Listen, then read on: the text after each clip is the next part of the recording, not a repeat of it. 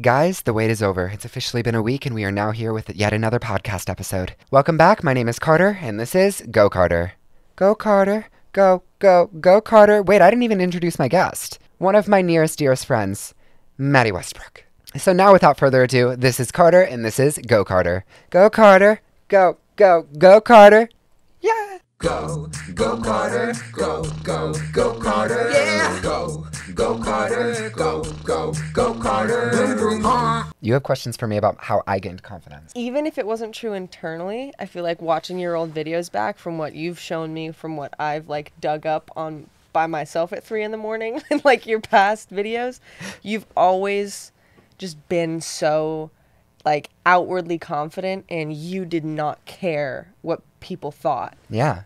Oh gosh, not so the opposite for me. So like do you have an explanation for why that's been the case? I do. Adderall? No, keep going.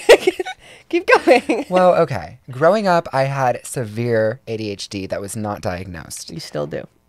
Once I reached 5th grade, my mother took me to get diagnosed. I got diagnosed, and then I was prescribed Adderall. Mm-hmm. If anybody is remotely familiar with this thing, it's not good for you. It really just kind of like makes you a zombie in a way, and takes all of like your spark out of you just to make you sit down in a classroom and be able to focus. And so when this happened, it really like opened my mind, because for some reason I did not focus when I was on this. Instead, it just made me think about how I could possibly stand out without being a nuisance. We have opposite experiences with that sort of a thing. So very similar in terms of like the ADHD story though. Yeah. Like extreme ADHD growing up. Okay. I would get up like 30 times in 30 minutes to sharpen my pencil, or get same. like distracted by like a bird Twinning. flying by the window, right? Yeah. And so in the 4th grade, I got diagnosed. And then from the 4th grade, literally all through, like for 8 years, up through middle school, high school, college, it was Adderall. You never stopped? No. My mom woke me up every single day with like a little blue pill and like a little cup of water 30 minutes before I was supposed to go to school. And it would help me. Like, but I can't believe it like enhanced that part of you, because for me, it just turned me into a complete total zombie. I completely agree that it wasn't beneficial. I would have rather had like the coping skills and like, Of being able to learn it naturally. And like I'm with totally help. against. I think if you have ADHD, there's ways of, coming about it. Mm-hmm. But I really think my confidence started when I stopped taking that. When did you stop? 7th grade. Okay. No, that makes sense. I thought you were saying I took Adderall and it just enhanced every little bit of my personality. I was like, Oh, sorry. I did not mean to give off that message. No. I just misunderstood. When did you realize like, oh, like I have it. Like I have confidence on the outside. Can I be fully honest for a second? No. Yes, please. So, in 7th grade, I hated PE. PE was my least favorite extracurricular activity that you have to do in school. And regular students that were not in any other extracurricular activities, I cannot pronounce that word, but any like regular students had to take PE 3 out of the 4 quarters in a school year. Okay. Now, there are exceptions to that. If you take chorus, band, I believe drama as well, you only have to take PE 1 quarter out of the year. Right? Did you do any of those things? I joined chorus for the sole reason of getting out of PE. Really? Yep, I did. But what does that have to do with your confidence? Well, here's the thing. In chorus, there were approximately 4 other guys amongst a group of 35 girls. That's the same ratio at my school. I did choir for 2 years. Okay. But one of my favorite things about it is I feel like I kind of was like special attention, because all of the other guys were very like boring. I don't want to be rude, but they didn't really have the pizzazz that I was able to like whip up. Meanwhile, I'm over there just like impressing all the ladies, doing what I normally do, just being their best friends. I'm not You're a gonna lie. womanizer, to be honest. Oh my, such a womanizer. What a great description for me. I think through that experience, I really started getting out of my comfort zone and being more comfortable doing it. And it even got to the point where like at recitals where you have to sing in front of a big group of people. My first one, I ran away, and I actually tried to not be a part of it. They called me out in front of the entire school because I was sitting in the crowd. I didn't go to chorus that day. Had to go up through everybody and get up on stage and then proceed to sing my little heart out. That's actually extremely embarrassing. It's so bad. And I'd cry. Full first and last name, everything. Wow. And so that was really when I was like, you know what? We have one life to live. If you're so worried about embarrassing yourself, you're going to waste so many years being embarrassed. Versus, why don't you just go out of your comfort zone? And if you get embarrassed, Oh, wait, you won't, because if you don't let yourself get embarrassed in the first place, then you won't get embarrassed. I'm so glad that you had that realization such early on. When did you have that realization? It still hasn't, like, I don't think hit. Like, I have definitely, like, the outward confidence. I feel like you even brought it up. You're like, when you're in a group setting with, like, a group of people, you have, like, swagger. Yeah. That, like, you normally don't have when, like, you're alone on the couch in the living room. Still waiting to get to the place where, like, I don't care anymore. Right. But, I mean my physical confidence journey has been, like, a completely different thing than, like, a mental confidence Interesting. So journey. You would divide your confidence into physical confidence and mental confidence, is what you're saying. Absolutely. I think a lot of, I don't really like this phrase, but, like, fake it till you make it, you say it all the time. I do. Like, oh, too much. But I think there's, like, a nugget of truth in that phrase. Just a little for nugget. for the physical confidence aspect of it, because you can like outwardly seem quite confident, but internally, obviously there's, like, Collapse. good word. Yeah. Thanks. But yeah, I feel like it's definitely been, like, on two very different tracks. Okay, so with that being said, would you say your confidence for physicality is further along than your mentality? Absolutely. I feel like I'm light year. Like, when I look at myself in the mirror, it's so easy for me to be like, nice.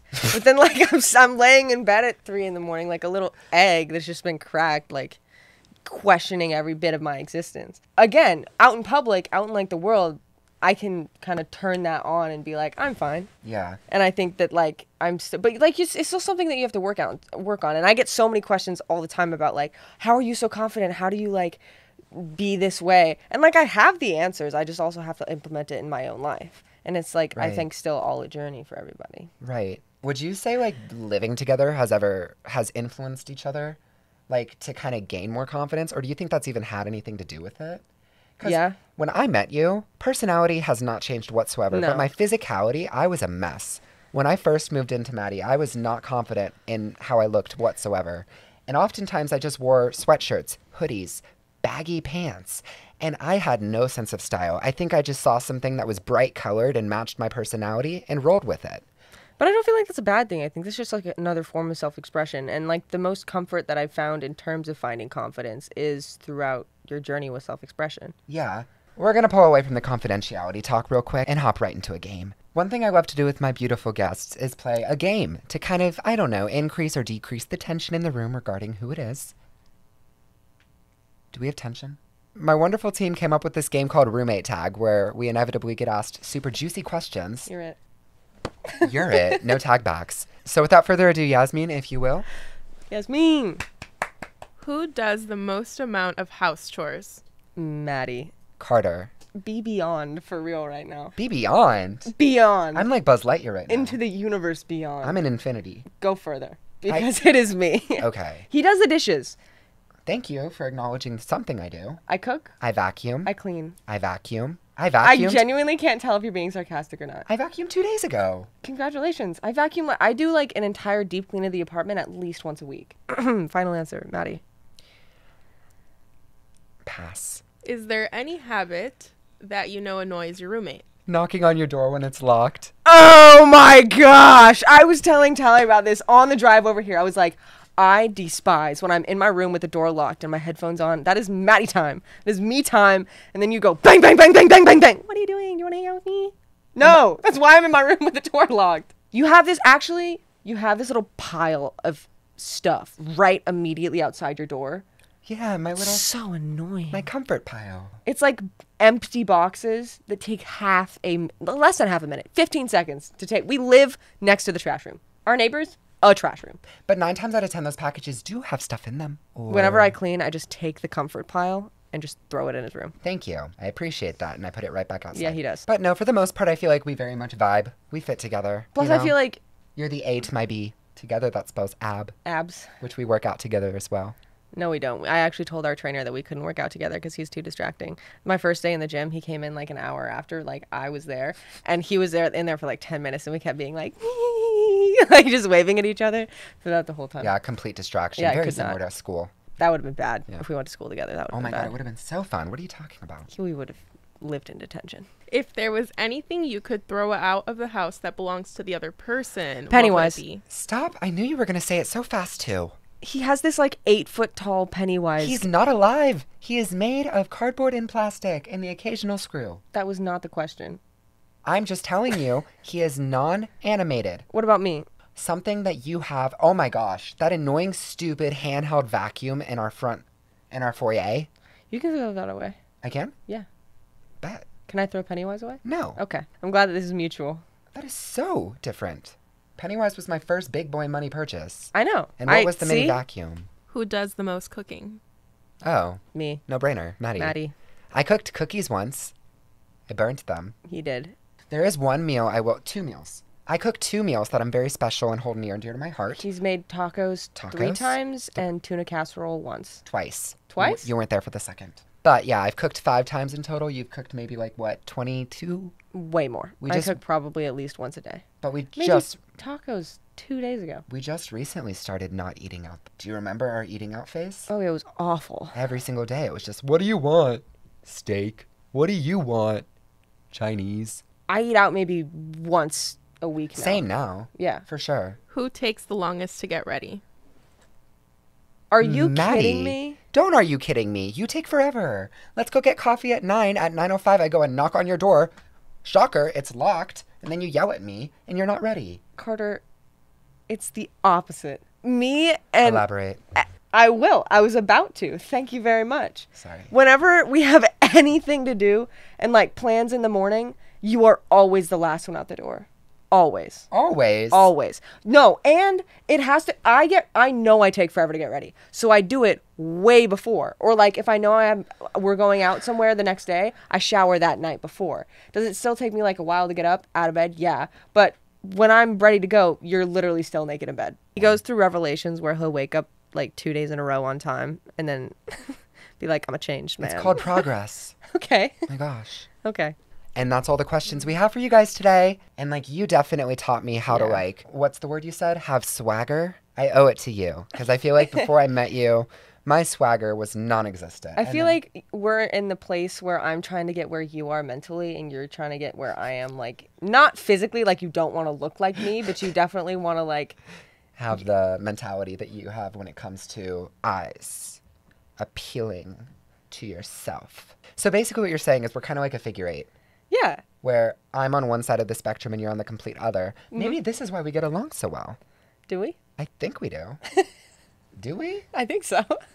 No, you're right. Can I just go on my journey now? I would love to hear your journey now. I remember knowing something was off in terms of the way that I wanted to present myself, for as long as I can remember. I remember being in my room, I would steal my brother's clothes or his Halloween costumes, and then I'd run around my room. At 5 years old. I still feel like I have a really large imagination, but back then I didn't realize how big it was, and I was already breaking the boundaries of gender norms, but by myself in my room.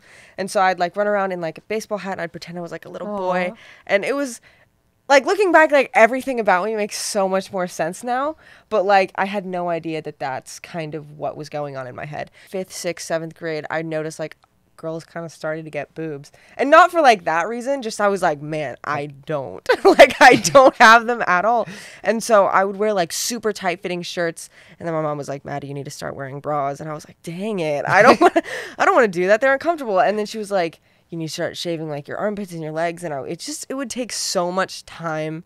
And then I wouldn't like the way that it felt or the way that it made me look. Yeah. And so I would just hyper feminize myself all throughout elementary school and middle school. And I would also wear just the most ridiculous outfits to try and stand out in my own weird way. And everything had to be matching.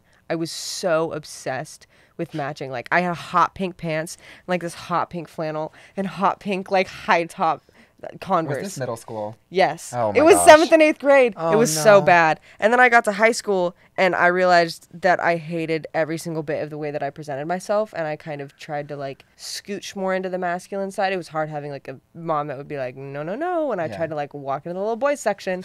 I think my immediate moment where I was everything about my life makes sense was when I cut off my hair. Imagine looking at yourself for 18 years, crying every time you were in a suit, crying every time I was in a dress, crying every time your mom did your makeup or your hair. It was hard. Yeah. And then I got to college and I was screw it. And so I cut off all my hair, and it was kind of buzzed. And I went back to my dorm, and it was just me in the room. And I didn't realize the way that I looked. I'd seen myself on my phone, but I hadn't looked in the mirror yet. And then I looked in the mirror and I just cried for like 15 minutes because it felt like after like 18 years of my life, I finally like actually saw myself for the first time. And I think in that moment, that's when like the physical like confidence kind of surged like extremely fast throughout me, and I hyper like fixated on trying to explore every bit of that. And I'm so glad that I just kind of let myself do that, because that's such a big part of the journey. Like looking back at pictures, I'm like, oh, that was really bad. Like I looked like I was running for president. I wore suits every single day in college and bow ties, and it was I really wish I knew you during that. I don't. I don't at all. I don't regret doing that again, because like looking back now, that was such a great time to have that learning process in like my like late teens, early 20s, because once I moved to LA, I realized that it really did not have to be like one or the other. It could definitely be like a blend of both. Yeah. And I think that's like where I am now. Definitely like watching myself progress throughout the journey. You could see the confidence on my face, and you could see like how excited I was to be like exploring that new aspect of myself, because it was just so rejuvenating to like be excited to look in the mirror every day instead of like afraid. And I really think that there could be like a point in that for everybody. And that's what I always tell people when they ask for like advice on confidence, is like just explore the parts that you've always wanted to, because hair grows back. Just exploring every little bit that you can while you can, and like while you have the time, is really important. You got guts. Like, you're cool. I mean, I've looked the same pretty much my entire life. No, you haven't. I've looked very similar. No. Everybody is shaking their heads. Have I not looked Everybody similar? in the room is like, no. Do you think I've changed? 100%. Like you said, you were wearing like the most outrageously colorful outfits every single day. And not to say that that was a bad thing. I think that definitely, like, you still do, and it still works. Like the muscles. Like, you've changed. Yeah. You've changed. But not, I've never made a decision as drastic as, like, things you've gone through. What, I dyed my hair jet black? That's what I was going to say. It was an accident. It was supposed to be brown. It was supposed to be brown. Next but then thing you I know, I started just looking wake up looking like Jimmy Neutron. Eric from But Little Mermaid. Eric from Little Mermaid. That's Yeah. what it was. Prince Eric. I didn't know you, and I feel like you've kind of opened up about your journey with like mentally like being confident, but physically being confident. I stalk your videos all the time, like the turning point in like physical confidence aspect of yourself. Yeah, I've come a long way. I want to owe a lot of it to you, because I think being just in your presence and like seeing how like every time you look at a mirror, you kind of look at yourself in a way that I've never really looked at myself. And then that leads me to like kind of mimic what you do. And it's helped a lot, because now I really look in a mirror and I'm like, snazzy, hey there. It's just what you have to do. Like, I feel like it helps me on like bad days to remind myself that like, or what I do, still going off that previous thought, is I go into my phone and I look at like pictures of myself where I remember like being the lowest in terms of not wanting to look at. I don't think I looked in the mirror at all for like the entirety of my sophomore, junior year of high school. Just really? No, That's really I couldn't, because I just have this like mental breakdown, because I knew that that was just not right. Like, it felt like I was just seeing this total complete stranger. I'd even like walk by, you know, when it gets dark out and you can see your reflection in like windows. Yeah. I'd just double take. Like, it just wouldn't feel like that was me. And so like looking at myself in the mirror now and like appreciating that person is just a very important part of recognizing that I might not like be happy with the way that I look today, but in the long run there was still progress. You're growing. You see a long term versus just what you see in the immediate future. Yeah. I think that's helpful. Because if you just think about yourself in the aspect of I only have like literally 24 hours in the future, like tomorrow, there's not, you don't really have that open mindset to be able to progress and think about yourself. Like, and I even do this thing where I like check, I'm like, what about myself haven't I explored physically? Let's like research top surgery. And then I like do a little bit of research for like 20 minutes, and I'm like, is this for me? Is this for not? Is this not? And then I kind of put it away for like for like another time. But I think it's also like important that I'm even allowing myself to consider that sort of thing, because I didn't for a long time. I just shoved every bit back, and I think it's important to like let those thoughts in. Cool, man. Cool, bro. Cool, bro. Let's go, swaggy. So if you had any advice to give, I feel like we should give advice on what we know already to the immediate audience that is watching this on the other side of the screen or podcast or whatever you're listening to this on. You're really good at advice, so I'd like for you to start it off. I'm good at advice? I think so. Do you think I'm good at advice? I give advice, and then 5 minutes later, I completely backtrack and give you the opposite. I feel like you do this thing where like you give me advice, and then you go, but if that ruins your life, I didn't give you that. Like, you know. No, what I do is I go on this whole like mentally aware moment where I'm just like woke and tell you about all of this stuff, and then I overthink that, and then I backtrack and go 180. Yeah, you also do that. Yeah. Advice like in terms of somebody who's struggling with confidence. Yeah, I would say people that just aren't where they want to be in life. There's only one you. There's only one person who looks like you. There's only one person who acts like you. There's only one person in this world that experiences life the way that you do. You know, if there's something holding you back from reaching that place of confidence, really like looking inside of yourself. And like I said earlier, just thinking hard about those thoughts that you've pushed away, about the way that you dress, the way that you express yourself, the way that your mannerisms make you look, the way that your hair makes you look, or like the way that makeup makes you look. You explore those things. My biggest fear in life is like being on my little deathbed like a pickle and then being like, man, I wish I would have done this, or I wish I would have done that. And I think a lot of that pertains to confidence and self-expression. That's never something I want to look back and be like, man, I wish I would have like buzzed my head when I wanted to. And I have, and it was a bad decision, but I still did it, and hair grows back. Yeah. So don't push the thoughts away that you think are going to make you happy in the future because of what society says, what family says, what your friends say. I know friends can be like wary of change. You know, even you told me that. Friends who have known you as you for so long, and then you start to do things that make you happy, and then you start to do things that make you feel more like yourself, and then they start to like kind of pick at that because they miss the person that you used to be because you're more confident, you're more expressive. You know, people can get jealous of that, and I definitely like that you shouldn't let that get to your head, because why be anything but who you are? Not the song for me. Right? I agree with that. I wholeheartedly do. I would add one thing that I feel like is very influential is your immediate circle and who you surround yourself by. And this can be your family, your parents, your friend group at school. And I feel like one thing to just start being more aware about is the way that they immediately affect you. One thing about confidence is it's fragile. Comments or things that are out of your control that other people bring up can very much indicate how you feel the very next day. For the longest time, like in high school, for some reason, I don't know why, I really wanted to be in the popular group. It was something that I just aspired to be with. And the guys never wanted anything to do with me for obvious reasons. I just didn't vibe with them, you know? Football, Disney, you know, there's a difference there. But the girls, on the other hand, adored me, loved me, and I was best friends with them. But the things that they said to me really did, you know, like once it came out of their mouth, I took it home with them. And I went to bed thinking about it. And I woke up thinking about it. And I picked my outfit the next day thinking about it. And over time, it kind of made me develop this complete alter ego to kind of fit the stereotype that they made me out to be. I mean, this led to me ultimately shaving my eyebrows and making them look like tiny Q-tips. I went through a phase with Q-tip eyebrows. That's embarrassing. It's really hard. This is something that's really hard for people to do and make the change, because sometimes it's hard to navigate where the origins are. But just start to kind of keep track of, you know, finding the root of issues in your life. Okay. I feel like you definitely like struck a chord like in me too, because I remember like looking back, you know, even just this one comment that sticks with me. I'm not even going to say it. It literally hurt me so bad, and it probably wasn't even that bad of a comment, but I remember this group of girls that I would like, I didn't really have very many friends throughout high school, so I would just kind of stand by groups of people to make it look like I was friends with them. I remember standing by this one group, and they were just kind of ripping into my physical appearance, which is, of course, the sweetest thing anybody could do. And I remember it was about like my nose, and so throughout the rest of like my high school experience, I had my hair like severe middle part, and I would let it like fall down my face in class, like anywhere I was walking, just so it would cover my nose. And it made me change like the way that I wore like my hair, my clothes, like hoods, everything, because of this one comment. Okay, okay. Imagine this. Your school is Disneyland, okay?